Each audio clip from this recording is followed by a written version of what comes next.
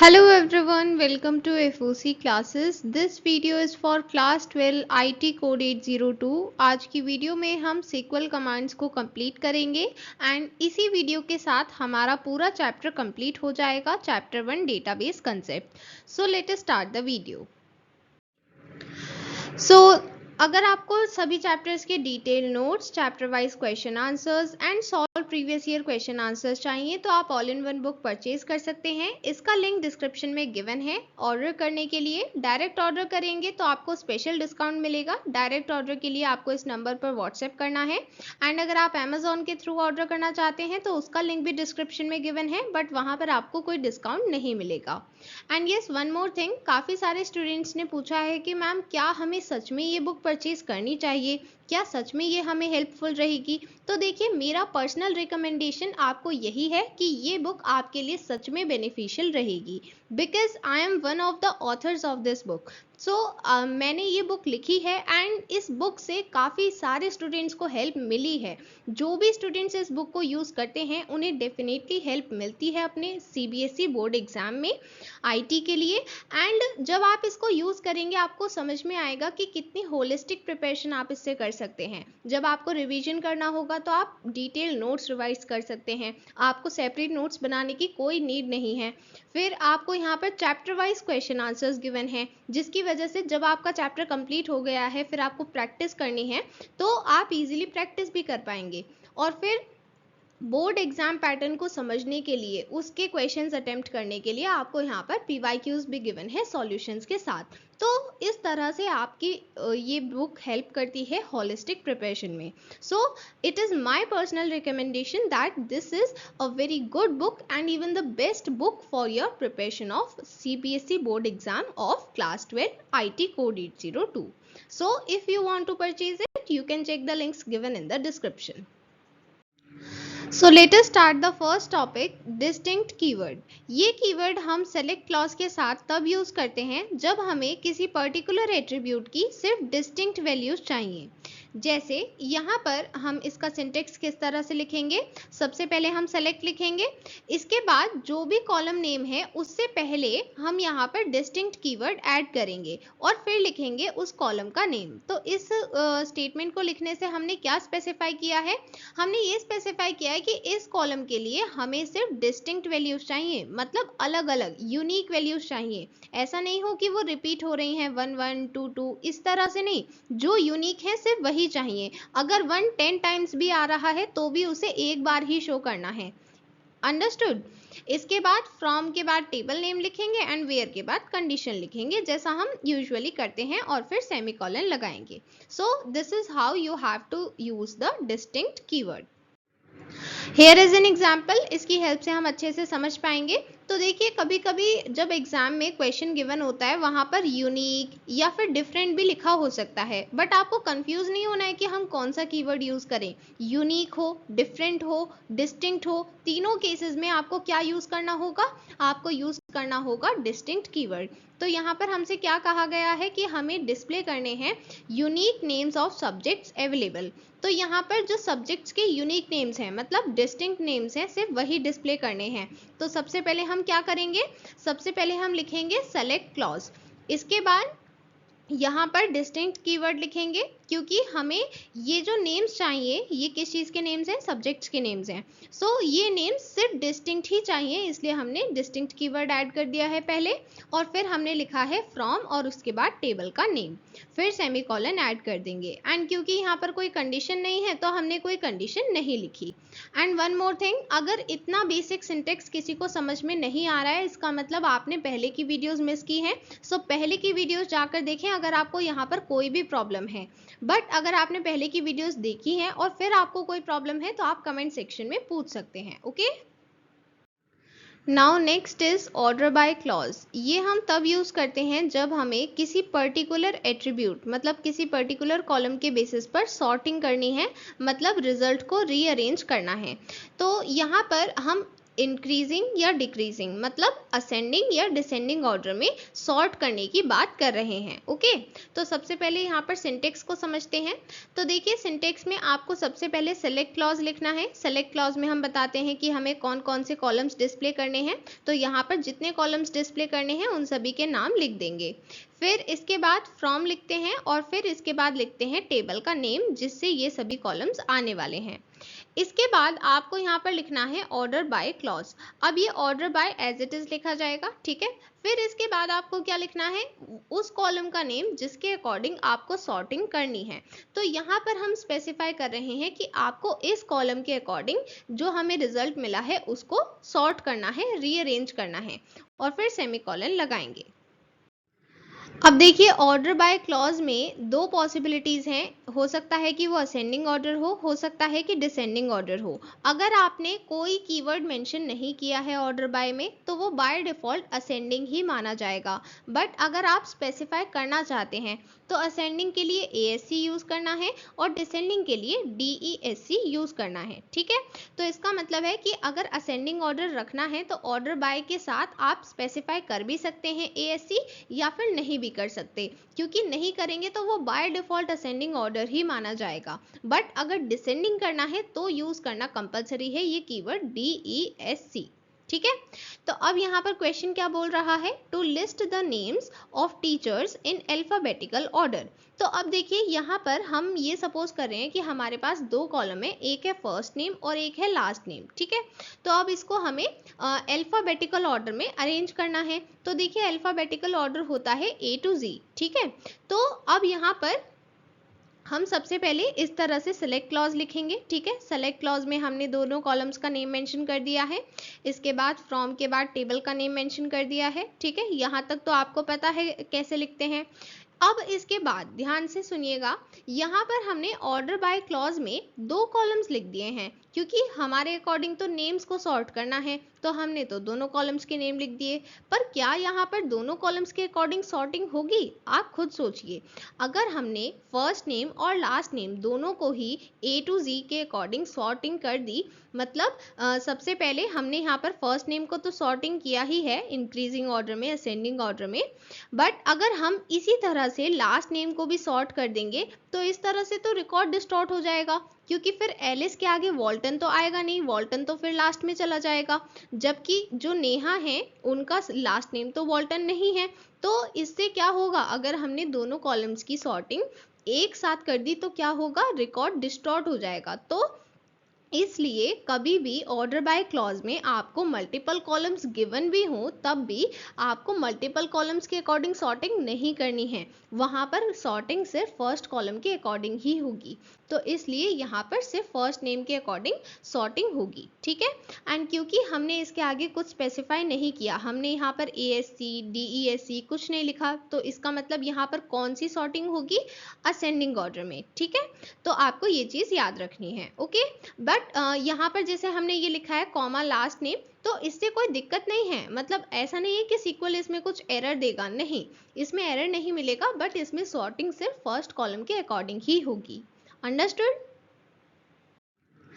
So here is another question, to list the names of teachers in reverse alphabetical order। इसका मतलब है अब हम इस ऑर्डर को रिवर्स करना चाहते हैं, तो अब हमें क्या करना होगा, रिवर्स के लिए हमें DESC यूज करना होगा, क्योंकि अब हम डिसेंडिंग ऑर्डर की बात कर रहे हैं। तो जो अभी हमने कमांड लिखी थी उसमें हम क्या करेंगे, ये तो पोर्शन सेम रहेगा, हम सेलेक्ट क्लॉज में जो भी कॉलम नेम लिख रहे हैं, फ्रॉम में जो लिख रहे हैं, ये सेम रहेगा, ठीक है। इसके बाद अब डिफरेंस कहाँ पर है, क्योंकि हमें पता है कि DESC कीवर्ड हमें स्पेसिफाई करना है तो कहाँ पर करना है, जो कॉलम नेम लिख रहे हैं उसके बाद करना है, ठीक है। तो जब हमने लिखा है ऑर्डर बाय, उसके बाद हमने कॉलम नेम बताया है कि इसके अकॉर्डिंग ऑर्डर करना है, सॉर्टिंग करनी है, तो इसके बाद आपको बताना है कि उसका ऑर्डर क्या होना चाहिए, असेंडिंग या डिसेंडिंग। अगर आप यहाँ पर DESC भी स्पेसिफाई नहीं करते तो उस केस में ऑटोमेटिकली वो असेंडिंग कंसिडर हो जाता, बट यहाँ पर आपको स्पेसिफाई करना है कि वो डिसेंडिंग होना चाहिए, इसलिए आपको लिखना होगा DESC, जो ये डिस्क्राइब कर रहा है कि यहाँ पर आपको डिसेंडिंग ऑर्डर ही चाहिए, ठीक है। फिर इसके बाद लगाएंगे semicolon. Then next question, to display depth ID and depth name of department table। तो हमें डिपार्टमेंट टेबल से ये दोनों कॉलम डिस्प्ले करने हैं। तो सबसे पहले हम सेलेक्ट क्लॉज में इन दोनों को मेंशन करेंगे। फिर बताया गया है कि department ID should be in increasing order. तो हमें यहाँ पर किसके अकॉर्डिंग सॉर्टिंग करनी है? डिपार्टमेंट आईडी के अकॉर्डिंग। और कौन सा ऑर्डर होना चाहिए? इंक्रीजिंग, मतलब असेंडिंग ऑर्डर हमें यहाँ पर यूज करना है। तो यहाँ पर सबसे पहले हम सेलेक्ट क्लॉज में वो दोनों कॉलम मेंशन करेंगे जो हमें क्वेश्चन में गिवन है, और फिर इसके बाद फ्रॉम में टेबल का नेम मेंशन करेंगे, ये भी हमें क्वेश्चन में गिवन है। फिर यहाँ पर लिखेंगे ऑर्डर बाय, क्योंकि हमें यहाँ पर सॉर्टिंग करनी है। अब यहाँ पर लिखना है आपको उस कॉलम का नेम जिसके अकॉर्डिंग सॉर्टिंग होगी। तो यहाँ पर डिपार्टमेंट आईडी लिखा है, बट हमें पता है कि उसका एक्चुअल कॉलम नेम तो ये है जो गिवन है, तो हम यही यूज करेंगे dept_id। और फिर इसका ऑर्डर क्या है? इसका ऑर्डर है असेंडिंग। तो आप यहाँ पर स्पेसिफाई कर भी सकते हैं और नहीं भी, क्योंकि नहीं करेंगे तो वो बाय डिफॉल्ट कंसिडर किया जाएगा असेंडिंग, और करेंगे तब भी वो असेंडिंग कंसिडर किया जाएगा। इसलिए आपको लिखना है ASC, ठीक है। नहीं लिखेंगे तो भी कोई प्रॉब्लम नहीं है, फिर सेमीकोलन लगा देंगे, ठीक है। तो बस इतना ध्यान रखिएगा कि असेंडिंग ऑर्डर अगर स्पेसिफाई करना होता है तो उस केस में आप ASC लिख भी सकते हैं और नहीं भी, बट अगर डिसेंडिंग है तो DESC लिखना जरूरी है, ठीक है। Then next keyword is null. ये हम तब यूज करते हैं जब हमें चेक करना है कि क्या किसी कॉलम में नल वैल्यू है। तो देखिए, हमें पता है, हमने ऑलरेडी नल वैल्यू के बारे में डिस्कस किया है कि नल वैल्यू वहां पर यूज होती है जहां पर हमारे पास वैल्यू नहीं होती। हो सकता है कि वैल्यू उस टाइम पर अवेलेबल नहीं है, या फिर हमें वैल्यू पता नहीं है, या फिर ये भी हो सकता है कि एप्लीकेबल नहीं है। तो इन तीनों केसेस में हम नल वैल्यू यूज करते हैं। तो जहां पर नल वैल्यू है या फिर नहीं, ये चीज टेस्ट करने के लिए हम यहाँ पर यूज करेंगे इज नल। तो इज नल स्पेसिफिकली तब यूज किया जाएगा जब हमें ये देखना है कि वहां पर नल वैल्यू होनी चाहिए, ठीक है। तो हम यहाँ पर इस क्वेश्चन को देखते हैं। यहाँ पर लिखा है to retrieve all the details. अब क्योंकि लिखा है रिट्राइव, इसका मतलब हमें सेलेक्ट क्लॉज यूज करना होगा। ऑल द डिटेल्स का मतलब है सभी डिटेल्स चाहिए, तो इसलिए हमने स्टार सिंबल मतलब एस्टेरिस्क यूज किया है। ऑफ दोज टीचर्स, तो यहाँ पर हम टेबल का नेम कंसिडर कर रहे हैं टीचर, तो हमने लिखा है फ्रॉम टीचर। तो इतना तो क्लियर है। अब देखिए यहाँ पर क्वेश्चन क्या बोल रहा है, whose last name is not specified। हमने यहाँ पर कंडीशन बताई है कि हमें उन सभी टीचर्स के डिटेल्स चाहिए जिनके लास्ट नेम स्पेसिफाइड नहीं है। तो अगर कोई भी चीज स्पेसिफाइड नहीं है तो हम उसकी जगह क्या लिखते हैं? नल लिखते हैं। तो इसका मतलब हम यहाँ पर ये पूछ रहे हैं कि वहां पर नल वैल्यू होनी चाहिए, ठीक है। तो कभी कभी आपको क्वेश्चन में डायरेक्टली ये नहीं बोला जाएगा कि वहां पर नल वैल्यू चेक करनी है, आपको इस तरह से थोड़ा सा घुमाकर क्वेश्चन दिया जाएगा, जिसे आपको बोला जाएगा value is not available, value is not known, value is not applicable, या वैल्यू इज नॉट स्पेसिफाइड। तो इस तरह से दिया जाएगा। तो आपको खुद ही सोचना है कि अगर वैल्यू स्पेसिफाइड नहीं है तो इसका मतलब वहां पर नल वैल्यू होगी, ठीक है। तो इसलिए आप यहाँ पर क्या लिखेंगे कंडीशन में? सबसे पहले कंडीशन के लिए हम वेयर क्लॉज यूज करेंगे। फिर कंडीशन किस कॉलम से रिलेटेड है? लास्ट नेम से, सो हम उसका नेम लिखेंगे, कॉलम का नेम। फिर इसके बाद आपको लिखना है इज नल। तो यहाँ पर हम क्या चेक कर रहे हैं कि ये जो लास्ट नेम है इसकी वैल्यू जहां पर नल है, मतलब जहां पर हमने इसको स्पेसिफाई नहीं किया है, वो सभी डिटेल्स हमें चाहिए, ठीक है। सो इस तरह से आपको ये कमांड लिखनी है, and at the last you have to put semicolon, okay. अब देखिए, दो ही पॉसिबिलिटीज हो सकती हैं, या तो किसी कॉलम में नल वैल्यू होगी या फिर नहीं होगी। तो अगर होगी, ये चीज हमें चेक करनी है, मतलब कहीं पर नल वैल्यू है ये चीज हमें चेक करनी है, तो हम लिखेंगे इज नल। बट अगर हमें ये चेक करना है कि वहां पर नल नहीं होना चाहिए, तो अगर नल नहीं होगा तो इसका मतलब क्या है कि वहां पर कोई ना कोई वैल्यू एग्जिस्ट करती है। तो मतलब यहाँ पर अगर आपको ये कहा जाए कि जहां पर वैल्यू स्पेसिफाई की गई है, जहां पर वैल्यू अवेलेबल है, या फिर जहां पर वैल्यू हमें पता है, तो इसका मतलब क्या है कि वहां पर नल वैल्यू नहीं है। तो इसके लिए हम क्या लिखेंगे? इज नॉट नल, ठीक है। तो अगर हमें क्वेश्चन में बोला गया है to retrieve all the details of those teachers whose last name is specified, तो अब हमने यहाँ पर ये कहा है कि लास्ट नेम स्पेसिफाइड है, उन सभी टीचर्स की डिटेल्स हमें चाहिए। तो अगर स्पेसिफाइड है इसका मतलब नल तो नहीं है, इसका मतलब हम यहाँ पर वेयर कंडीशन में क्या लिखेंगे? Last name is not null, ठीक है। पहले हमने जो प्रीवियस एग्जाम्पल डिस्कस किया वहां पर हमने लिखा इज नल। क्यों? क्योंकि वहां पर हमसे पूछा गया था कि स्पेसिफाइड नहीं होना चाहिए। तो अगर कोई चीज स्पेसिफाइड नहीं होती तो हम उसे नल रखेंगे। बट अगर कोई चीज स्पेसिफाइड है इसका मतलब वो नल नहीं है, वहां पर कोई ना कोई वैल्यू होगी, इसलिए हमने यहाँ पर कंडीशन में लिखा है इज नॉट नल। ठीक है, फिर सेमीकोलन लगाएंगे। Then next is like keyword. अब देखिए, कभी कभी हमें एग्जैक्ट वैल्यू नहीं पता है और हमें सिर्फ पैटर्न पता है। जैसे सपोज करते हैं कि हम चाहते हैं कि सिर्फ ऐसे स्टूडेंट्स के नेम्स डिस्प्ले हो जाएं जो ए से स्टार्ट होते हैं। तो अभी हम एग्जैक्ट नेम तो नहीं बता रहे हैं, हमने सिर्फ ये बताया है कि वो ए से स्टार्ट होना चाहिए। अब उसके बाद क्या है, कितने लेटर्स हैं, वो चीज़ हमने नहीं बताई। मतलब हमने यहाँ पर सिर्फ पैटर्न बताया है स्ट्रिंग का। तो जब हमें स्ट्रिंग पैटर्न मैचिंग करनी होती है तब हम यूज करते हैं लाइक कीवर्ड, और इसके साथ दो और कैरेक्टर्स यूज करेंगे जो हेल्प करेंगे इस पैटर्न को डिस्क्राइब करने में। तो देखिए, जैसे मैंने अभी कहा कि हमें ए से स्टार्ट करना है नेम, ठीक है, बट इसके बाद तो मैंने नहीं बताया कि कितने कैरेक्टर्स होंगे या कौन कौन से कैरेक्टर्स होंगे। तो जब हम इसके बाद स्पेसिफाई नहीं कर रहे हैं नंबर ऑफ कैरेक्टर्स, मतलब अनस्पेसिफाइड है नंबर ऑफ कैरेक्टर्स, तब हम यूज करते हैं परसेंट सिंबल। तो इसका मतलब है कि ये जो परसेंट है ये 0 या उससे ज्यादा कैरेक्टर्स को रिप्लेस करता है। मतलब हो सकता है कि ए के बाद कोई लेटर ना हो, या फिर ये भी हो सकता है कि ए के बाद कितने भी कैरेक्टर्स हो, बट ए तो यहाँ पर होगा ही क्योंकि वो मैंने स्पेसिफाई कर दिया है। ठीक है, अब सपोज करते हैं कि मैं सिर्फ ऐसे स्टूडेंट्स का नेम देखना चाहती हूँ जिनके नेम में 3 लेटर्स हैं। तो अब 3 लेटर्स हैं, ये चीज मैं कैसे स्पेसिफाई करूंगी? जब हमने परसेंट सिंबल की बात की तो ये तो अनस्पेसिफाइड के लिए यूज किया जाएगा, मतलब जहां पर हमें नहीं पता कि एग्जैक्टली कितने हैं। बट जब आपको पता है कि एग्जैक्टली कितने हैं तो उस केस में आप अंडरस्कोर यूज करते हैं। तो जितने नंबर ऑफ कैरेक्टर्स उतने अंडरस्कोर। अगर हमने कहा है कि 3 कैरेक्टर्स होने चाहिए नेम में, तो आप यहाँ पर 3 अंडरस्कोर यूज करेंगे। इसी तरह से अगर मैंने कहा कि 5 लेटर्स होने चाहिए उस नेम में, तो यहाँ पर हम 5 अंडरस्कोर यूज करेंगे। ठीक है, तो इसका मतलब है कि परसेंट हमें वहां पर यूज करना है जहां पर हमें स्पेसिफाई नहीं किया जाएगा कि कितने कैरेक्टर्स हैं एग्जैक्टली, बट जहां पर हमें एग्जैक्ट नंबर बताया गया है वहां पर हम अंडरस्कोर यूज करेंगे, एक कैरेक्टर के लिए एक अंडरस्कोर। ठीक है, एग्जाम्पल से और बेटर समझ में आएगा। पहला एग्जाम्पल है to retrieve details of all the teachers whose name end with A. यहाँ पर हमने क्या कहा है, ध्यान से समझिएगा। देखिए, इतना पोर्शन तो हम ऑलरेडी कई बार डिस्कस कर चुके हैं कि हमें सेलेक्ट क्लॉज कैसे लिखना है, फिर फ्रॉम कैसे लिखना है, तो उस चीज़ को बार बार हम डिस्कस नहीं करेंगे। ठीक है, हम यहाँ पर समझेंगे लाइक कीवर्ड को। ठीक है, तो यहाँ पर सेलेक्ट स्टार फ्रॉम टीचर ये कैसे आया है, ये चीज़ ऑलरेडी हम कई बार समझ चुके हैं। अब हम प्रोसीड करते हैं वेयर क्लॉज पर, जहाँ पर हमने कंडीशन लिखी है।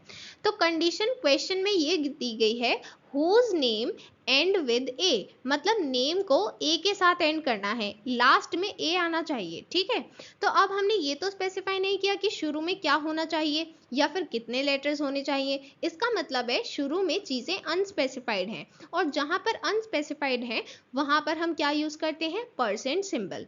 तो यहाँ पर हम ये कंडीशन किस तरह से लिखेंगे, सबसे पहले हमें किस चीज की कंडीशन देनी है, नेम की कंडीशन देनी है, तो हमने लिखा है नेम। इसके बाद आप इक्वल टू या फिर इस जैसा कोई भी सिंबल यूज नहीं करेंगे। कई बार आप यही मिस्टेक करते हैं कि आप यहाँ पर इक्वल टू सिंबल लगा देते हैं, जबकि यहाँ पर हम दे क्या रहे हैं, पैटर्न। तो पैटर्न के लिए आपको लाइक कीवर्ड यूज करना है। ठीक है, तो यहाँ पर लाइक कीवर्ड लिखेंगे। फिर क्योंकि ये एक स्ट्रिंग का पैटर्न है इसलिए हम इसे डबल कोट्स में रखते हैं। ठीक है, ये चीज आप ध्यान में रखें, आप डबल कोट्स कई बार मिस कर देते हैं, उस वजह से भी आपके मार्क्स कट हो जाते हैं। यहाँ पर डबल कोट्स के बीच आपको वो पैटर्न लिखना है। तो पैटर्न क्या है, यहाँ पर हमें बताया गया है कि ए के साथ एंड होना चाहिए, मतलब ए से पहले कितने लेटर्स हैं ये स्पेसिफाइड नहीं है, और जब स्पेसिफाइड नहीं होता तब हम यूज करते हैं परसेंट, क्योंकि ये स्पेसिफाई करता है 0 और मोर कैरेक्टर्स को। ठीक है, तो इसलिए ये है हमारा स्ट्रिंग पैटर्न। ठीक है, then next question to retrieve details of all the teachers whose name starts with A। अब यहाँ पर A से नेम स्टार्ट होना चाहिए। यहाँ पर अगेन हम लिखेंगे select star from teacher। अब where के बाद सबसे पहले कॉलम का नेम लिखना है जिसके लिए कंडीशन दे रहे हैं, तो हम यहाँ पर लिखेंगे नेम। अब क्योंकि स्ट्रिंग पैटर्न है तो हम लिखेंगे लाइक, फिर डबल कोट्स यूज करेंगे। अब यहाँ पर क्वेश्चन में बोला गया है नेम स्टार्ट्स विद ए, तो यहाँ पर ए से स्टार्ट होगा, बट ए के बाद क्या है ये तो स्पेसिफाइड नहीं किया गया। तो 0 कैरेक्टर्स भी हो सकते हैं, उससे ज्यादा कैरेक्टर्स भी हो सकते हैं। तो हम यहाँ पर क्या यूज करेंगे, परसेंट सिंबल। ठीक है, तो हमने यहाँ पर यूज किया है परसेंट, और यही हमारा स्ट्रिंग पैटर्न है। ठीक है, फिर लास्ट में सेमीकोलन लगाएंगे। Then next question, to retrieve details of all the teachers whose name has 5 letters। अब देखिए यहाँ पर हम ये नहीं कह रहे हैं कि किस चीज से स्टार्ट हो रहा है या किस चीज पर खत्म हो रहा है। हमने यहाँ पर एग्जैक्टली स्पेसिफाई किया है कि यहाँ पर 5 लेटर्स होने चाहिए। तो जब एग्जैक्ट स्पेसिफाई करते हैं तब हम क्या यूज करते हैं, अंडरस्कोर। और कितने अंडरस्कोर यूज किए जाएंगे, जितने नंबर ऑफ लेटर्स हैं। तो हम यहाँ पर 5 अंडरस्कोर यूज करेंगे। तो इस तरह से हमने यहाँ पर 1 2 3 4 5, ठीक है, 5 अंडरस्कोर यहाँ पर लिखे हैं, जो ये स्पेसिफाई कर रहे हैं कि इस नेम में 5 कैरेक्टर्स 5 लेटर्स होने चाहिए। ठीक है, next question, to retrieve details of all the teachers who have A in their name. अब देखिए इस क्वेश्चन को ध्यान से समझिएगा। यहाँ पर हमने ये नहीं बोला है कि ए से स्टार्ट हो रहा है या फिर ए पर खत्म हो रहा है। हमने ये कहा है कि नेम में ए होना चाहिए। तो वो ए कहीं भी हो सकता है, ए शुरू में भी हो सकता है, ए लास्ट में भी हो सकता है, और ए मिड में भी हो सकता है। इसका मतलब ए की पोजीशन को स्पेसिफाई नहीं किया गया है। उससे पहले कितने भी कैरेक्टर्स हो सकते हैं, या फिर हो सकता है ना भी हो, और उसके बाद भी कैरेक्टर्स हो सकते हैं, और हो सकता है ना भी हो। ठीक है, तो इसका मतलब क्या है, इसका मतलब है कि ए तो है ही, ये तो फिक्स है, बट इसके पहले कैरेक्टर्स हैं या नहीं ये तो नहीं पता। तो इसलिए हम यहाँ पर क्या यूज करेंगे, परसेंट सिंबल, क्योंकि परसेंट किस चीज को डिनोट करता है, 0 और मोर कैरेक्टर्स। तो हो सकता है यहाँ पर कैरेक्टर्स ना हो, तो उस केस में भी हम परसेंट यूज कर सकते हैं। और अगर यहाँ पर 0 से ज्यादा कितने भी कैरेक्टर्स होंगे तब भी हम परसेंट यूज कर सकते हैं। सिमिलरली, क्योंकि हमें ये तो नहीं पता कि ए के बाद भी कोई लेटर हो सकता है, तो इसलिए हम यहाँ पर परसेंट सिंबल यूज करेंगे। ठीक है, क्योंकि ये स्पेसिफाई कर रहा है 0 और मोर कैरेक्टर्स। तो ये जो पैटर्न हमने लिखा है, इसके हेल्प से हम क्या स्पेसिफाई कर रहे हैं कि हम ए कहीं भी नेम में आना चाहिए, जो नेम हम लिख रहे हैं इसमें कहीं भी ए आना चाहिए। हो सकता है उससे पहले कैरेक्टर्स हों या फिर ना हो, और हो सकता है उसके बाद कैरेक्टर्स हों या फिर ना हो, बट यहाँ पर ए तो स्पेसिफाइड है ही, ए तो नेम में आना ही चाहिए। ठीक है, देन नेक्स्ट क्वेश्चन, यहाँ पर क्वेश्चन बोल रहा है to retrieve details of all the teachers whose name has 5 letters. अब यहाँ पर कुछ स्टूडेंट्स क्या गलती करेंगे कि वो इतना पढ़कर सबसे पहले तो 5 अंडरस्कोर लगा लेंगे, और फिर वो आगे क्वेश्चन को पढ़ेंगे, starts with S and ends with A. तो वो सोचेंगे कि एस से स्टार्ट हो रहा है और ए से एंड हो रहा है, तो ये हमने करेक्ट पैटर्न लिख दिया है, बट ये रॉन्ग है। ये रॉन्ग क्यों है, क्योंकि अगर आप इसके लेटर्स को काउंट करें तो ये कितने लेटर्स हो गए, 1 2 3 4 5 6 7, ये तो 7 लेटर्स हो गए। तो इसका मतलब क्या है कि ये जो आपने पैटर्न लिखा ये गलत है। तो अब सही पैटर्न कैसे लिखेंगे, तो सही पैटर्न ये कह रहा है कि 5 कैरेक्टर्स होने चाहिए, ये बिल्कुल सही बात है, बट उसने हमें ऑलरेडी स्पेसिफाई कर दिया है कि जो शुरू का लेटर है एस और लास्ट का लेटर है ए, ये चीज उसने ही स्पेसिफाई कर दी है। तो ये जो हमने 5 कैरेक्टर्स लिखे हैं, इसी को यहाँ पर हम सबसे पहले वाले को कर देंगे एस और सबसे लास्ट वाले को कर देंगे ए। तो इसका मतलब है यहाँ पर हमें कुछ इस तरह का पैटर्न देना है। सबसे पहले हम लिखेंगे एस और फिर लास्ट में ए है, तो फिर बीच में कितने कैरेक्टर्स बचे, 3 कैरेक्टर्स बचे। तो अब अगर हम काउंट करें कितने कैरेक्टर्स हैं, 1 2 3 4 5। ठीक है, तो अब ये 5 लेटर्स हैं, ये एस से स्टार्ट हो रहा है और ए से एंड हो रहा है। ठीक है, तो हमेशा ये जो एग्जैक्ट लेटर्स गिवन होते हैं ये इसी के अकॉर्डिंग करना है, बट आपको ये भी ध्यान रखना है कि यहाँ पर और क्या क्या चीजें हमें गिवन है, उसी के अकॉर्डिंग आप आंसर लिखें, वरना आप कई बार गलत भी कर देते हैं। ठीक है, next question, to retrieve details of all teachers whose name has at least minimum 6 letters। आपको क्वेश्चन में at least 6 letters भी गिवन हो सकता है, minimum 6 letters भी गिवन हो सकता है, दोनों का मतलब एक है। हम यहाँ पर कह रहे हैं कि कम से कम 6 letters होने चाहिए, इसका मतलब उससे ज्यादा भी हो सकते हैं, बट 6 letters तो होंगे ही। तो यहाँ पर हम क्या करेंगे, सबसे पहले हम यहाँ पर 6 अंडरस्कोर यूज करेंगे, 6 लेटर्स को डिनोट करने के लिए, ठीक है। ये 6 अंडरस्कोर हैं। अब यहाँ पर क्योंकि ये बोला गया है कि ये मिनिमम है, मतलब इतने तो होंगे ही, बट इसके बाद होंगे या नहीं होंगे वो तो हमें नहीं पता। तो इसके लिए हम क्या करेंगे, हम यहाँ पर यूज करेंगे परसेंट सिंबल, ठीक है। तो परसेंट सिंबल क्या डिनोट कर रहा है कि इसके आगे कैरेक्टर्स हो भी सकते हैं और नहीं भी, क्योंकि 0 और मोर कैरेक्टर्स को डिनोट करता है परसेंट। तो यहाँ पर हमने ये डिनोट किया है कि इतने तो ये फिक्स्ड हैं, 6 लेटर्स तो होंगे ही और इसके आगे हो भी सकते हैं और नहीं भी, ठीक है। तो इसलिए इसमें आपको सबसे पहले 6 अंडरस्कोर यूज करने हैं और फिर परसेंट सिंबल, ठीक है। इस क्वेश्चन को समझने से पहले एक एग्जाम्पल समझिए। फॉर एग्जाम्पल यहाँ पर हमारे पास एक टेबल है जिसमें 3 कॉलम्स हैं, ए, बी एंड सी, ठीक है। यहाँ पर 3 कॉलम्स हैं और हम चाहते हैं कि जो रिजल्ट हमें मिले, मतलब जिसके लिए हम क्वेरी लिख रहे हैं, वहाँ पर हमें ए की वैल्यूज मिले। इसके लिए हम सेलेक्ट क्लॉज में ए को मेंशन करेंगे, राइट। बट यहाँ पर हम एक और चीज चाहते हैं, वो ये है कि हम यहाँ पर ए की वैल्यू में 20 ऐड करके शो करना चाहते हैं। इसका मतलब है कि ये जो कॉलम हम डिस्प्ले कर रहे हैं ये एक्चुअल टेबल में तो एग्जिस्ट नहीं करता, बट हम इसे एक्चुअल टेबल में ऐड भी नहीं कर रहे। ऐसा नहीं है कि हम ऑल्टर टेबल कमांड यूज करेंगे, फिर इस कॉलम को ऐड करेंगे और तब इसे डिस्प्ले करेंगे, नहीं। ये कॉलम ये बना कैसे है, हमने ए की वैल्यू में 20 को ऐड किया है ना, मतलब हमने एक पर्टिकुलर कॉलम पर कुछ कैलकुलेशन परफॉर्म किया है और तब हम वो कॉलम डिस्प्ले करना चाहते हैं, वो भी सिर्फ रिजल्ट में। हम उसको एक्चुअल टेबल में ऐड नहीं करना चाहते, हम उसको सिर्फ इस रिजल्ट में डिस्प्ले करना चाहते हैं, एक्चुअल टेबल में ऐड नहीं कर रहे। तो इसलिए यहाँ पर इस कॉलम के लिए जो कॉलम पर्टिकुलर किसी कॉलम की कैलकुलेशन से बना है उसको हम डायरेक्टली सेलेक्ट क्लॉज में मेंशन कर सकते हैं, ठीक है। अब हम इस क्वेश्चन को समझते हैं। इस क्वेश्चन में क्या कहा गया है, डिस्प्ले करंट सैलरी। यहाँ पर करंट सैलरी के लिए हमारे पास कॉलम ऑलरेडी प्रेजेंट है, उसका नेम है सैलरी, ठीक है। इसके बाद बोला गया है and 10% increase in the salary. अब इस चीज को ध्यान से समझेंगे कि अगर हमसे कहा गया है 10% increase in the salary, but इसके लिए कॉलम तो गिवन नहीं है टेबल में, तो हम क्या करेंगे, हम इसके लिए सेलेक्ट क्लॉज में ही एक कॉलम देंगे और उसमें बताएंगे कि इस कॉलम की वैल्यू कैसे आएगी फ्रॉम द एग्जिस्टिंग कॉलम। तो देखिए 10% इंक्रीज का क्या मतलब है, सबसे पहले इस बात को समझेंगे। अगर किसी भी चीज के 10% इंक्रीज की बात हो रही है, इसका मतलब जैसे हम यहाँ पर सैलरी के 10% इंक्रीज की बात कर रहे हैं, मतलब हम एग्जिस्टिंग सैलरी में उसका 10% ऐड कर रहे हैं। तो इसका मतलब हमें यहाँ पर लिखना है सैलरी प्लस 10% ऑफ सैलरी, ठीक है।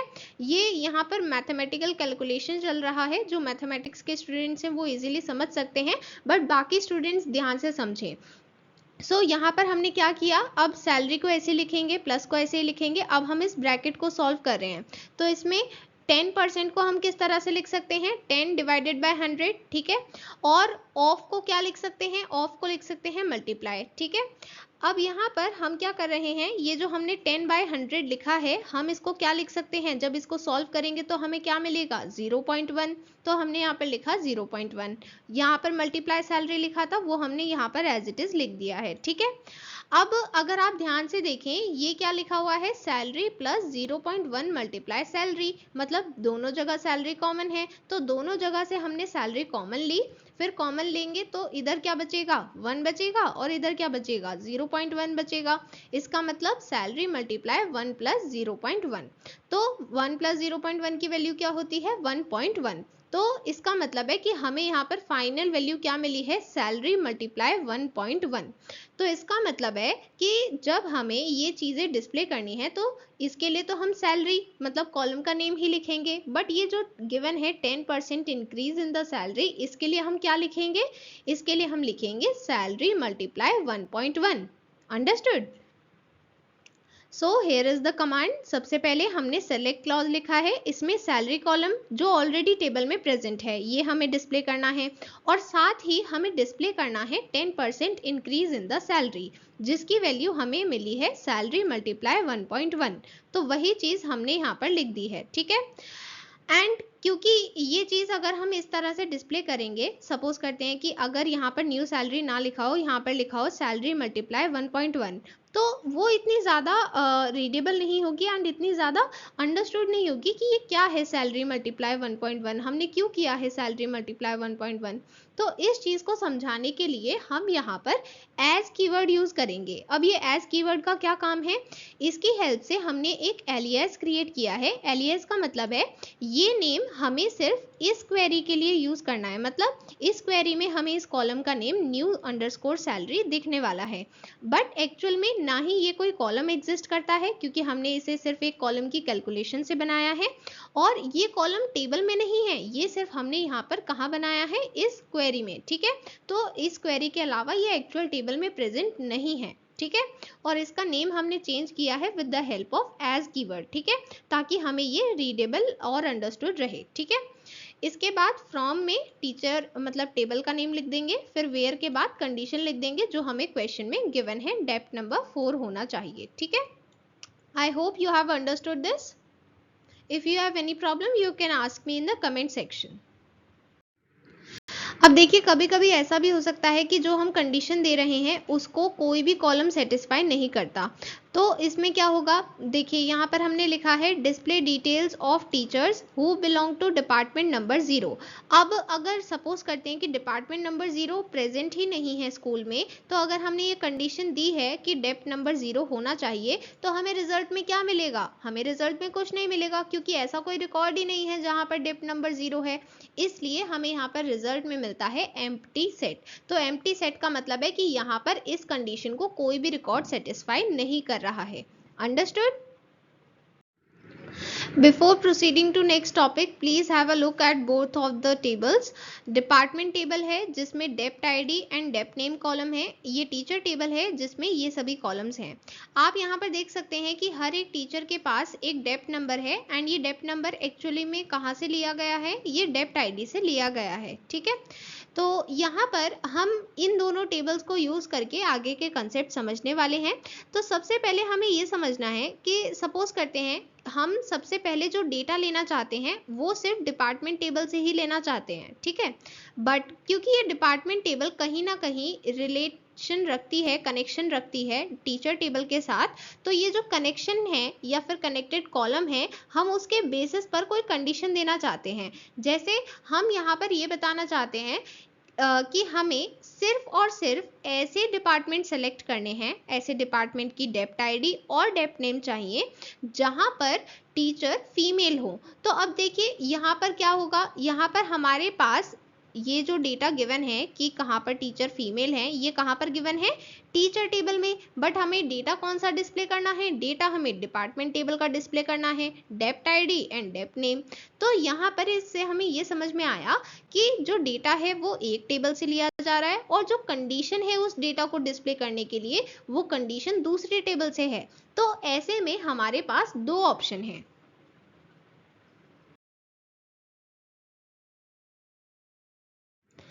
इसके लिए पहला ऑप्शन है नेस्टेड क्वेरी। नेस्टेड क्वेरी का मतलब होता है एक क्वेरी के अंदर दूसरी क्वेरी, मतलब ये है नेस्टेड क्वेरी का एग्जाम्पल। यहाँ पर हमने सबसे पहले आउटर क्वेरी लिखी है, फिर इसके अंदर हम एक और क्वेरी लिखेंगे जिसे हम कहेंगे इनर क्वेरी। अब देखिए यहाँ पर ये दो क्वेरी हमें लिखने की नीड क्या है, तो देखिए जो हमने पहली स्टेटमेंट बताई है कि हमें डेप्थ आईडी और डेप्थ नेम डिस्प्ले करने हैं, बट ये है कहाँ पर, ये है डिपार्टमेंट टेबल में जो एक अलग टेबल है, बट जो हम कंडीशन बता रहे हैं कि वहाँ पर टीचर्स फीमेल होने चाहिए, तो टीचर टेबल तो अलग है और वहीं पर जेंडर स्पेसिफाइड है, तो जो कंडीशन है वो हमें एक अलग टेबल में गिवन है। इसलिए हमने यहाँ पर नेस्टेड क्वेरी यूज की है, क्योंकि यहाँ पर जो हम डेटा डिस्प्ले कर रहे हैं वो अलग टेबल से है और जो हम यहाँ पर कंडीशन लिख रहे हैं वो अलग टेबल से है। अंडरस्टूड? अब यहाँ पर सपोज करते हैं यहाँ पर सबसे पहले हम ये देखते हैं कि हम इसको कैसे सॉल्व करेंगे इनर क्वेरी को। तो इनर क्वेरी में गिवन है कि हमें वो डेप्थ नंबर सेलेक्ट करने हैं जहाँ पर जेंडर फीमेल है। तो सपोज करते हैं कि यहाँ पर कुछ इस तरह से हमें मिलेंगे डेप्थ नंबर 1 3 4 5 6 7 9। ठीक है, ये सभी डेप्थ नंबर हमें मिले हैं जहाँ पर जेंडर फीमेल है। ओके, अब क्योंकि ये क्वेरी का इस क्वेरी का रिजल्ट है, ये इनर क्वेरी थी, सबसे पहले हम इनर क्वेरी को सॉल्व करेंगे, उस क्वेरी का रिजल्ट हमें मिला है ये, ठीक है। अब यहाँ पर ये जो रिजल्ट हमें मिला है, हम ये इस क्वेरी की जगह रखेंगे और अब हमें यहाँ से इसका आंसर मिलेगा, क्योंकि यहाँ पर गिवन है डेप्ट आईडी इन कीवर्ड का क्या मतलब होता है कि ये जो भी वैल्यूज आपको गिवन है इनमें से कोई भी वैल्यू अगर हो तब आप उसको रिजल्ट को डिस्प्ले करेंगे। तो इसका मतलब है कि जहाँ पर भी डेप्ट आईडी या तो 1 हो या फिर 3 या फिर 4 या फिर 5 और 6 और 7 और 9, तो यहाँ पर हमने मल्टीपल और कंडीशंस लिखने की बजाय हमने क्या किया, मल्टीपल और कंडीशंस को हमने एक कीवर्ड के साथ स्पेसिफाई कर दिया, इन कीवर्ड के साथ, ठीक है। तो इन कीवर्ड से हम ये स्पेसिफाई कर रहे हैं कि इनमें से कोई भी वैल्यू हो तो वहां पर हमें ये दोनों डिस्प्ले करने हैं, ठीक है। तो ये थी nested query. Then the next topic is cross join. It is also known as cartesian product join. यहाँ पर हम मल्टीपल टेबल से डेटा सेलेक्ट करते हैं, जैसे यहाँ पर एग्जाम्पल में गिवन है, हमने यहाँ पर टीचर एंड डिपार्टमेंट टेबल दोनों से डेटा को सेलेक्ट किया है एंड यहाँ पर कॉम्बिनेशन सभी रोज का हो जाएगा, मतलब टीचर टेबल में जितने रोज हैं और डिपार्टमेंट टेबल में जितने रोज हैं ये सभी कंबाइन हो जाएंगे, तब हमें रिजल्ट में सारे रोज का पूरा पॉसिबल कॉम्बिनेशन मिलेगा। अंडरस्टूड?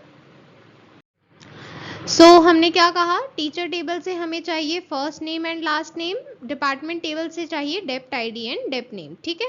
तो अब यहाँ पर क्या होगा, यहाँ पर क्रॉस जॉइन में मल्टीप्लिकेशन होगा हर एक रो का हर एक रो के साथ। तो इसका मतलब है अगर हमने यहाँ पर ये पर्टिकुलर कॉलम का सेट लिया है टीचर टेबल में और ये पर्टिकुलर कॉलम का सेट लिया है डिपार्टमेंट टेबल में, तो यहाँ पर क्या होगा, ये एक रो है यहाँ पर, ठीक है, जो हमने डेटा सेलेक्ट किया है उसके लिए ये एक रो है और इसके लिए ये एक रो है। इसी तरह से यहाँ पर अलग अलग रोज बनेंगी, ठीक है।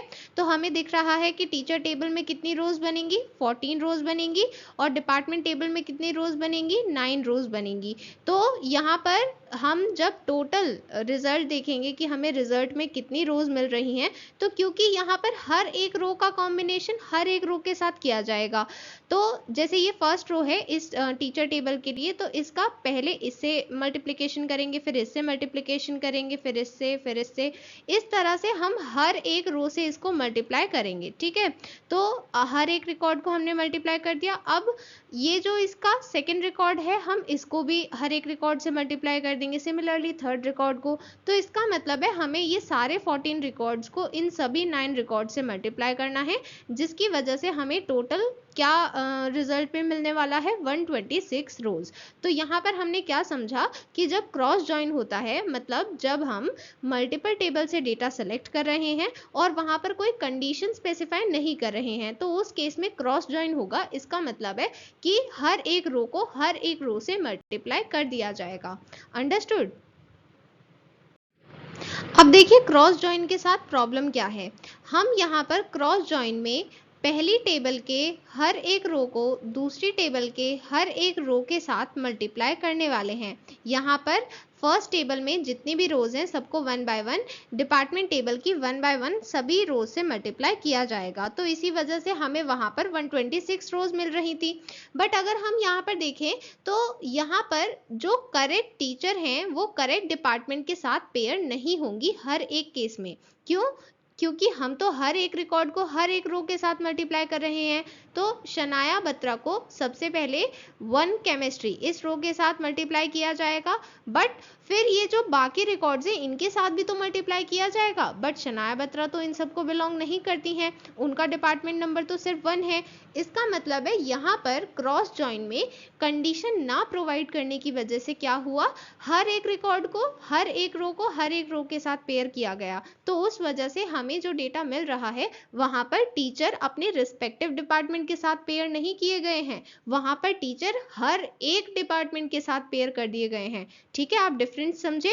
क्रॉस जॉइन में हमने क्या किया है, हमने हर एक टीचर को हर एक डिपार्टमेंट के साथ पेयर कर दिया है। बट अगर हम देखें, मतलब अगर हमें कोई भी डेटा चाहिए होगा तो उसमें हम क्या सोचेंगे कि हमें टीचर के रिस्पेक्टिव डिपार्टमेंट के साथ ही वो रिकॉर्ड दिखना चाहिए, राइट। हम ये तो नहीं सोचेंगे ना कि हर एक टीचर हर एक डिपार्टमेंट से पेयर हो जाए, नहीं, क्योंकि एक टीचर का एक पर्टिकुलर डिपार्टमेंट ही है, तो उनके आगे वही डिपार्टमेंट आईडी और वही डिपार्टमेंट नेम शो होना चाहिए जिसको वो बिलोंग करते हैं, ना कि हर एक, ठीक है। तो क्रॉस ज्वाइन में हमें यही प्रॉब्लम आई कि वहां पर हर एक टीचर को हर एक डिपार्टमेंट के साथ पेयर कर दिया, ना कि उनके रिस्पेक्टिव डिपार्टमेंट के साथ, ठीक है। तो इस प्रॉब्लम को सॉल्व करने के लिए अब हम लिखने वाले हैं जॉइन कंडीशन।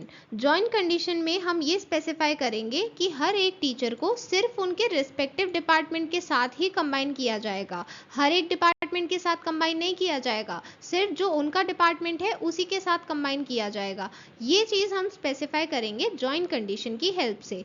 तो देखिए जॉइन कंडीशन हम कहाँ पर यूज़ करते हैं, जब हम मल्टीपल टेबल से डेटा पिक कर रहे हैं और मल्टीपल टेबल्स में हर एक रिकॉर्ड के साथ पेयर ना हो जाए और सिर्फ अपने रिस्पेक्टिव रिकॉर्ड के साथ ही पेयर हो, जिससे उसका कुछ रिलेशन है। रिलेशन मतलब जैसे हम यहाँ पर स्पेसिफाई कर सकते हैं कि टीचर टेबल का डेप्थ नंबर और डिपार्टमेंट टेबल का डेप्थ आईडी सेम हो, तो ये है इनके बीच का रिलेशन। तो इसी तरह का रिलेशन हम जॉइन कंडीशन के थ्रू बताते हैं कि यहाँ पर जब डेप्थ नंबर और डेप्थ आईडी इक्वल होगा, आपको वहीं पर उस रिकॉर्ड को पेयर करना है, उस रिकॉर्ड को कंबाइन करना है। तो इसलिए हर एक टीचर को सिर्फ उनके रिस्पेक्टिव डिपार्टमेंट के साथ ही कंबाइन किया जाएगा। एंड ऐसा किस वजह से हो पाएगा, क्योंकि वहां पर हम डेप्थ नंबर और डेप्थ आईडी को मैच करेंगे, और जब मैच होगा सिर्फ तभी पेयर होगा, मैच नहीं होगा तो पेयर नहीं होगा। Understood.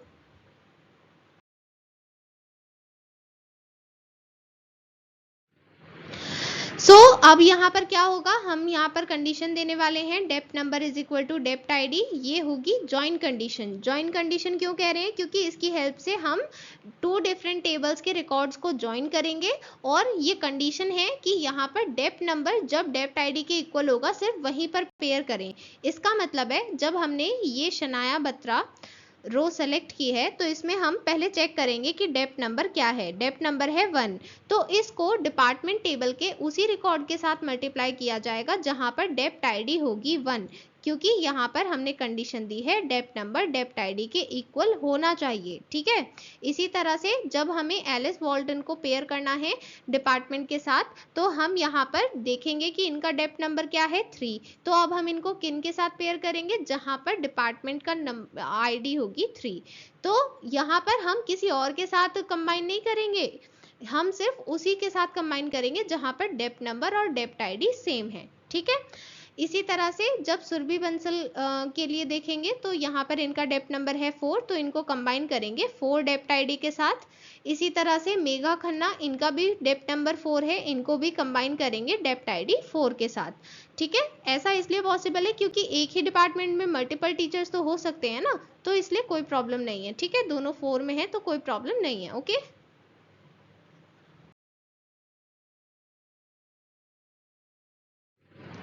So here is the query. यहाँ पर हमने ये वही क्वेरी लिखी है जो हमने क्रॉस जॉइन में लिखी थी। डिफरेंस क्या है, डिफरेंस ये है कि अब हमने यहाँ पर जॉइन कंडीशन प्रोवाइड की है। क्रॉस जॉइन में हम जॉइन कंडीशन प्रोवाइड नहीं करते, बट जब हम जॉइन कंडीशन देंगे तो क्या होगा, सिर्फ उन्हीं रिकॉर्ड्स को पेयर किया जाएगा जहां पर ये जॉइन कंडीशन सेटिस्फाइड हो रही है, ठीक है।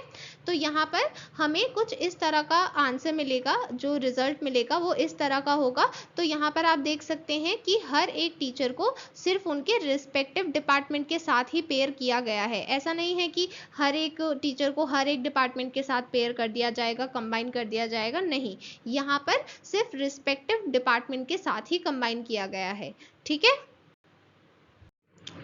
अब एक और केस के बारे में बात करते हैं जहां पर कनेक्टिंग कॉलम्स के नेम सेम होंगे। मतलब अभी तक तो हम डेप्थ आईडी और डेप्थ नंबर इस तरह से बात कर रहे थे, बट अगर दोनों में ही डेप्थ आईडी हुआ या दोनों में ही डेप्थ नंबर हुआ, फिर तो हमें कंफ्यूजन हो जाएगी कि हम जॉइन कंडीशन में depth number is equal to depth number जब लिख रहे हैं तो कौन सी डेप्थ नंबर की बात हो रही है, तो ये तो कंफ्यूजन हो जाएगी। तो ये कंफ्यूजन ना हो इसलिए हम क्या करते हैं, जब कनेक्टिंग कॉलम का नेम सेम होगा तो हम उससे पहले उसके टेबल का नेम लिखते हैं और फिर लगाते हैं डॉट। तो यहाँ पर जब हमने ये क्वेरी लिखी, इसके बाद जब हमें कंडीशन लिखनी है, वेयर कंडीशन, ये जॉइन कंडीशन हमने यहाँ पर मेंशन की है। तो हमें पता है कि डेप्ट आईडी और डेप्ट आईडी दोनों में नेम है, ठीक है। तो अब हमें तो कंफ्यूजन हो जाएगा अगर हम ये लिख दें dept ID is equal to dept ID, तो हम वो नहीं लिखेंगे। हम कैसे लिखेंगे? सबसे पहले कॉलम को लिखने से पहले हम यहाँ पर उसके टेबल नेम को स्पेसिफाई कर देंगे। तो हमने लिखा है department dot dept ID is equal to teacher dot dept ID. तो इसका मतलब है कि डिपार्टमेंट की डेप्ट आईडी और टीचर की डेप्ट आईडी इक्वल होनी चाहिए, वहां पर हमें ये रिकॉर्ड्स पेयर करने हैं, ठीक है। So I hope this is clear to you. Next topic is alias. Alias create करने के लिए एज कीवर्ड यूज करते हैं, ये हमने पहले भी पढ़ा था। हमने यहाँ पर डिस्कस किया कि अगर हमें सेलेक्ट क्लॉज में फर्स्ट नेम मेंशन करना है, बट हम जब इसको रिजल्ट में देखें तब हमें इसको फर्स्ट अंडरस्कोर नेम नहीं देखना, हमें इसे देखना है टीचर अंडरस्कोर नेम की तरह। तो यहाँ पर जो कॉलम नेम है वो एक्चुअल टेबल में चेंज नहीं किया जा रहा है, वो सिर्फ और सिर्फ इस रिजल्ट में चेंज किया जाएगा जो हमें दिखने वाला है इस क्वेरी के लिए, ठीक है। एक्चुअल टेबल में कोई चेंज नहीं होगा। तो यहाँ पर हमने क्या किया, एक एलियास क्रिएट किया। कैसे? इसके आगे लिखेंगे एज, और फिर जो भी न्यू नेम आप उस क्वेरी के रिजल्ट में देखना चाहते हैं वो आप यहाँ पर मेंशन कर देंगे, ठीक है। इसके बाद अब यहाँ पर जैसे हमने टेबल का नेम लिखा है, अब हम क्योंकि इसको दोबारा से यूज करने वाले हैं और ये काफी बड़ा नेम है, तो हम इसके लिए भी एलियास क्रिएट कर सकते हैं। तो हम यहाँ पर लिखेंगे एज और फिर डी। तो ये डी क्या डिनोट कर रहा है कि ये डिपार्टमेंट टेबल का एलियास है, ठीक है। तो अब जब हमें लिखना है डिपार्टमेंट डॉट डेप्ट आईडी, तो अब हमें पूरा डिपार्टमेंट लिखने की जरूरत नहीं है, अब हम उसका एलियास यूज करेंगे, इसलिए हम लिखेंगे डी डॉट डेप्ट अंडरस्कोर आईडी। तो यहाँ पर हमने टेबल का एक्चुअल नेम चेंज नहीं किया है, हमने सिर्फ उसके लिए एक एलियास क्रिएट किया है जो सिर्फ इसी क्वेरी तक वैलिड रहेगा। Understood? Now the next topic is aggregate functions. ऐसे मैथमेटिकल फंक्शंस जो डेटाबेस में ग्रुप ऑफ वैल्यूज के ऊपर अप्लाई किए जाएंगे। ग्रुप ऑफ वैल्यूज से मतलब है सिर्फ एक वैल्यू नहीं होगी, मल्टीपल वैल्यूज के ऊपर अप्लाई किए जाएंगे। ऐसे फंक्शंस को कहते हैं एग्रीगेट फंक्शंस। यहाँ पर एग्जाम्पल्स हैं काउंट, सम, मैक्स, मिन, एवरेज, ये सभी हम यहाँ पर पढ़ने वाले हैं एग्जाम्पल्स के साथ। एंड आपको ध्यान रखना है कि लास्ट के 4 एग्रीगेट फंक्शंस जो यहाँ पर मेंशन्ड है, ये सिर्फ न्यूमेरिक डेटा टाइप के लिए यूज किए जाएंगे।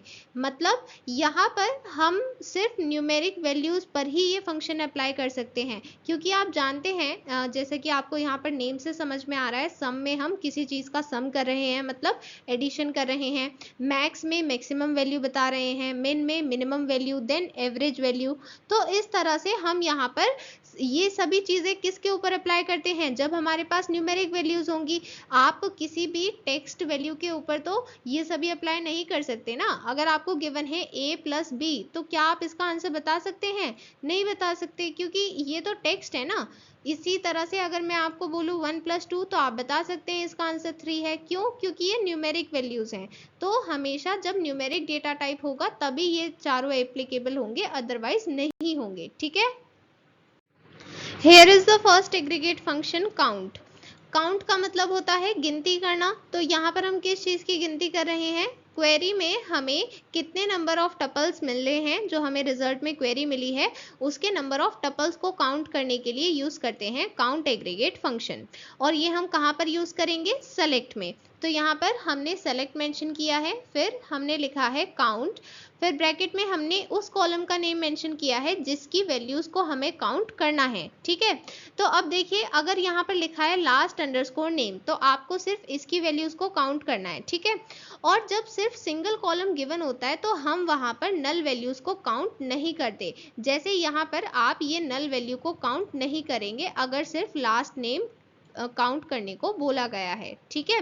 तो यहाँ पर हमें रिजल्ट में क्या मिलेगा? वैसे तो ये 14 रिकॉर्ड्स हैं टोटल, ठीक है, बट अगर हम ये नल वैल्यूज यहाँ पर काउंट नहीं करेंगे लास्ट नेम में, तो हमें कितनी वैल्यूज मिल रही हैं लास्ट नेम में? हमें मिल रही हैं 12 वैल्यूज। बट वहीं अगर हम कहें काउंट स्टार, तो काउंट स्टार का मतलब होता है कि आपको नंबर ऑफ टपल्स काउंट करने हैं। तो नंबर ऑफ टपल्स में आप ये नहीं देखेंगे कि कौन से कॉलम में नल है, नहीं, वहां पर आपको सिंपली रिकॉर्ड काउंट करने हैं। तो इस तरह से आप रिकॉर्ड काउंट करेंगे तो आप देखेंगे कि यहाँ पर कितने रिकॉर्ड्स हैं? 14 रिकॉर्ड्स हैं। अंडरस्टूड? तो यहाँ पर आप क्या ध्यान रखते हैं कि जब भी हमें दिया जाएगा काउंट स्टार, उसका मतलब है कि हमें पूरे पूरे रिकॉर्ड काउंट करने हैं। बट अगर हमें किसी स्पेसिफिक कॉलम का नेम गिवन है काउंट के लिए, तो हम उसके नल वैल्यूज को इग्नोर कर देते हैं, उनको काउंट नहीं करते। तो इसलिए ये डिफरेंस आपको देखने को मिल रहा है। Okay, then next aggregate function sum. Sum का मतलब होता है कि जितनी भी वैल्यूज हैं हमें उनका टोटल बताना है, उन सभी को ऐड करना है एंड टोटल बताना है, और ये न्यूमेरिक डेटा टाइप पर ही अप्लाई होगा। तो अगर हमें यहाँ पर सैलरी का सम चाहिए, मतलब सभी सैलरी का एडिशन करके हमें आंसर चाहिए, तो हम इसके लिए लिखेंगे सेलेक्ट सम सैलरी। तो यहाँ पर सम सैलरी का क्या मतलब है कि सैलरी की जितनी भी वैल्यूज हैं, सैलरी की जितनी भी वैल्यूज हैं उन सभी का सम करना है, टोटल करना है। इसके लिए हम सम एग्रीगेट फंक्शन यूज करेंगे। फिर फ्रॉम और टेबल का नेम, फिर सेमीकोलन लगा देंगे। तो ये जो हमें मिला है ये इन सभी सैलरीज का टोटल है। ठीक है, देन नेक्स्ट इज मैक्स। ये मैक्सिमम वैल्यू फाइंड आउट करने के लिए यूज किया जाता है। फॉर एग्जाम्पल, अगर हमें यहाँ पर मैक्सिमम सैलरी फाइंड आउट करनी है तो हम यहाँ पर लिखेंगे मैक्स और फिर ब्रैकेट में सैलरी। आप यहाँ पर मैक्स ही लिखेंगे, ठीक है, मैक्सिमम नहीं लिखना है, सिर्फ मैक्स ही लिखना है। ओके, क्योंकि जनरली आप एग्जाम में इस तरह की मिस्टेक करते हैं, तो इसलिए ध्यान रखेंगे। तो यहाँ पर हमें मैक्सिमम वैल्यू मिल गई है 54,000। इसके बाद नेक्स्ट है मिनिमम वैल्यू। के लिए हम यूज करेंगे मिन एग्रीगेट फंक्शन। सो यहाँ पर हमें मिनिमम सैलरी फाइंड आउट करनी है, मतलब सबसे कम, तो इसके लिए हमने यूज किया है मिन। एंड यस, ये सभी हम सेलेक्ट क्लॉज में क्यों लिख रहे हैं, क्योंकि ये चीज हमें रिजल्ट में देखनी है, इसलिए हम इसे सेलेक्ट क्लॉज में मेंशन कर रहे हैं। ठीक है, तो यहाँ पर हमने लिखा है एग्रीगेट फंक्शन, ब्रैकेट में हमने बताया है कि ये एग्रीगेट फंक्शन कौन से कॉलम पर अप्लाई करना है। तो क्योंकि यहाँ पर मल्टीपल वैल्यूज हैं, और मल्टीपल वैल्यूज मतलब ग्रुप ऑफ वैल्यूज पर ये फंक्शन अप्लाई हो रहा है, इसलिए हमने इसे एग्रीगेट फंक्शन कहा है। ठीक है, फिर उसके बाद फ्रॉम और टेबल का नेम लिखते हैं, फिर सेमीकोलन लगाते हैं। तो यहाँ पर मिनिमम सैलरी कितनी होगी, 34,000। सबसे कम सैलरी यही है। ठीक है, इसके बाद नेक्स्ट है एवीजी। ये एवरेज वैल्यू फाइंड आउट करने के लिए यूज किया जाएगा। फॉर एग्जाम्पल, यहाँ पर ये सभी रिकॉर्ड्स गिवन हैं, हमें इनके लिए एवरेज फाइंड आउट करना है। तो यहाँ पर हम लिखेंगे AVG। आपको एवरेज नहीं लिखना है, आपको लिखना है AVG। ठीक है, और फिर ब्रैकेट में लिखना है जिस कॉलम का एवरेज आप करना चाहते हैं। अब काफ़ी सारे स्टूडेंट्स को ये नहीं पता है कि एवरेज एक्चुअल में कैसे कैलकुलेट किया जाता है। तो देखिए, जितनी भी वैल्यूज आपको यहाँ पर गिवन है सभी का सम कर देंगे। ठीक है, और जो सम होगा उसको डिवाइड करेंगे नंबर ऑफ वैल्यूज से। तो इन सभी का पहले सम किया, टोटल किया, फिर जो टोटल आया उसको डिवाइड किस चीज से करेंगे, 4 से, क्योंकि ये 4 वैल्यूज हैं। ठीक है, तो आपको एवरेज मिल जाता है। Then next is group by clause. ये हम तब यूज करते हैं जब किसी स्पेसिफिक एट्रीब्यूट के बेसिस पर हमें ग्रुपिंग करनी है। किस चीज की ग्रुपिंग करनी है अभी देखते हैं, अभी हम समझेंगे कि क्या ग्रुप करना है और कैसे ग्रुप करना है। बस आप यहाँ पर ये बात ध्यान रखें कि जिसके बेसिस पर ग्रुपिंग की जाएगी वो हम सेलेक्ट क्लॉज में जरूर मेंशन करेंगे। ठीक है, अब सपोज करते हैं हमें फाइंड करना है number of teachers in each department. ये चीज हम कैसे फाइंड करेंगे, ये हमें टीचर टेबल गिवन है। अगर मैं आपसे पूछूं कि 2 डिपार्टमेंट नंबर में कितने टीचर्स हैं, तो आप कैसे बताएंगे, आप सर्च करेंगे कि डिपार्टमेंट नंबर 2 कहाँ कहाँ पर है। तो हमें दिख रहा है यहाँ पर है, मींस 106 टीचर आईडी के लिए है जिनका नेम तरुण है। ठीक है, और यहाँ पर 2 डेप्थ नंबर और कहाँ पर है, लास्ट रिकॉर्ड में है जहाँ पर फर्स्ट नेम वंश है। ठीक है, तो अब अगर मुझे ये पता करना है कि नंबर ऑफ टीचर्स कितने हैं, तो मैं क्या कर रही हूँ, बेसिकली मैं यहाँ पर रिकॉर्ड को काउंट कर रही हूँ। मतलब मुझे ये देखना है कि कहाँ पर उस रिकॉर्ड में हमें 2 दिख रहा है। तो इस रिकॉर्ड में तो हमें डेप्थ नंबर में 2 नहीं दिख रहा, इसमें भी नहीं दिख रहा, बट यहाँ पर दिख रहा है, इसलिए हमने इसे मार्क किया। अब ये जो हमने सेपरेटली मार्क किए हैं, आप सिर्फ इन्हीं को काउंट करके तो बताएंगे कि 2 डेप्थ नंबर में कितने टीचर्स हैं। मतलब आपने यहाँ पर क्या किया है, आपने यहाँ पर डेप्थ नंबर के बेसिस पर ग्रुपिंग कर दी है। मतलब हमने काउंट तो किया कि यहाँ पर 1 टीचर हैं, यहाँ पर भी 1 टीचर हैं, बट ये 1 और 1 को कंबाइन कर दिया, ग्रुप कर दिया। कैसे? ग्रुप बाय क्लॉज की हेल्प से। तो यहाँ पर आपने ग्रुपिंग की है डेप्थ नंबर के बेसिस पर, जिसके अकॉर्डिंग हमें पता चला है कि 2 डेप्थ नंबर में 2 टीचर्स हैं। इसी तरह से बाकी डेप्थ नंबर में भी हमें टीचर्स कैसे पता चलेंगे? जब हम उस डेप्थ नंबर के बेसिस पर ग्रुपिंग कर देंगे। अंडरस्टूड? तो इस तरह से लिखनी है क्वेरी और इसका ये रिजल्ट मिलने वाला है। तो देखिए, आप सबसे पहले इस रिजल्ट को समझिए। यहाँ पर हमें दिख रहा है कि डेप्थ नंबर 1 में नंबर ऑफ टीचर्स 2 हैं। तो ये हमें कैसे पता चला?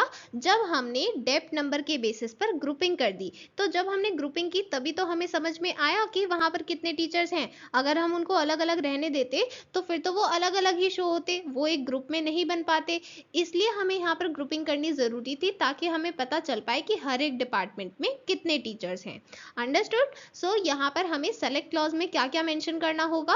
वो कॉलम जो जिसके बेसिस पर हम ग्रुपिंग करने वाले हैं।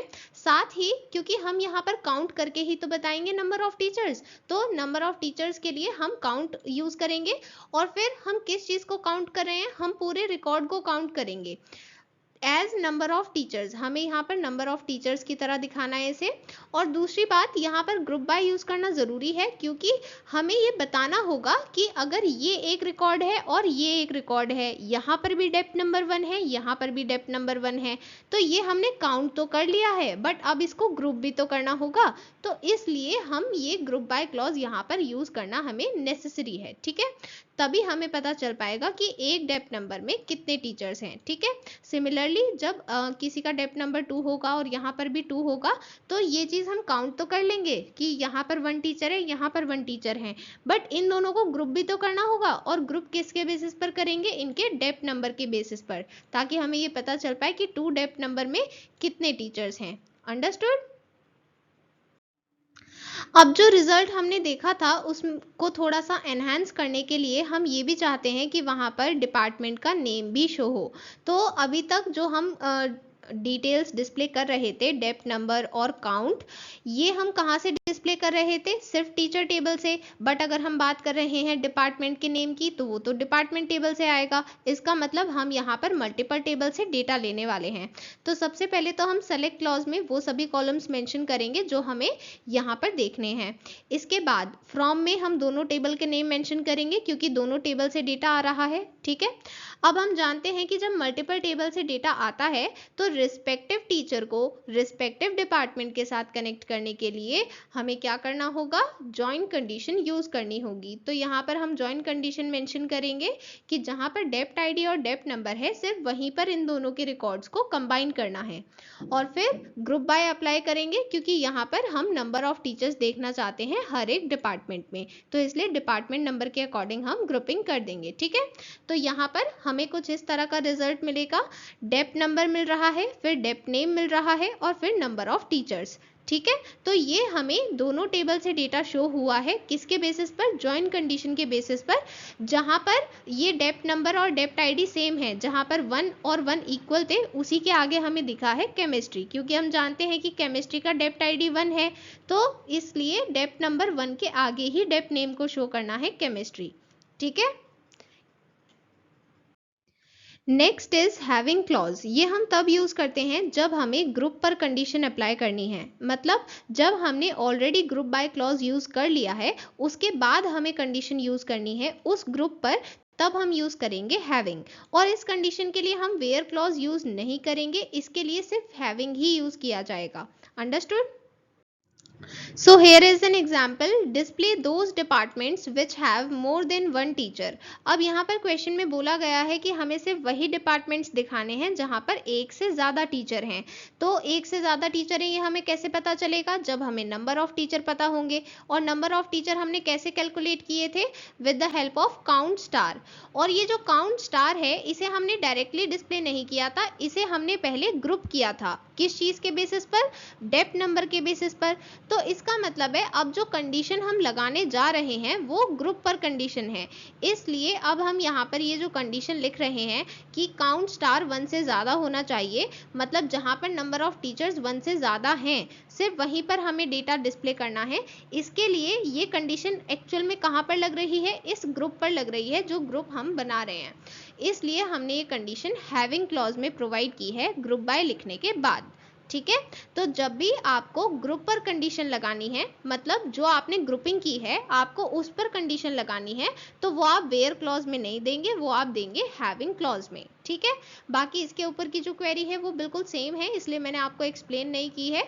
यहाँ पर इंपॉर्टेंट था हैविंग क्लॉज, तो एक बार दोबारा रिवाइज कर लेते हैं। हमें हैविंग क्लॉज कब यूज करना है, जब हमें अपने ग्रुपिंग पर कंडीशन लगानी है। जो हमने ये ग्रुपिंग की है, ये ग्रुपिंग ही तो है, हमने 2 कैसे बताया है, हमने जितने भी डेप्थ नंबर 1 थे उन सभी रिकॉर्ड्स को ग्रुप कर दिया, राइट। तो इसलिए यहाँ पर हमें मिला 2, तो ये हमने ग्रुपिंग की थी।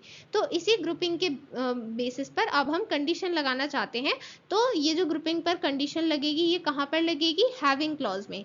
तो हैविंग लिखेंगे और फिर उस कंडीशन को मेंशन करेंगे। तो कंडीशन क्या है कि 1 से ज़्यादा टीचर होने चाहिए, तो इसको हम लिखेंगे काउंट स्टार ग्रेटर देन 1। ठीक है, With this video we have completed chapter 1 database concepts। हमने वीडियोस में भी काफ़ी क्वेश्चंस प्रैक्टिस किए, इसके अलावा और क्वेश्चंस प्रैक्टिस करने के लिए आप ऑल इन वन बुक को रेफर कर सकते हैं, जहां पर आपको सभी चैप्टर्स के detail notes, chapter wise question answers and solve PYQs given है, जिसकी हेल्प से आपकी class 12 IT board exam preparation भी बूस्ट होगी। इस बुक को ऑर्डर करने के लिए लिंक्स डिस्क्रिप्शन में गिवन है। You can place direct order for special discount offers on this WhatsApp number. You can also order via Amazon. Link is given in the description. So that was all for today. Bye everyone.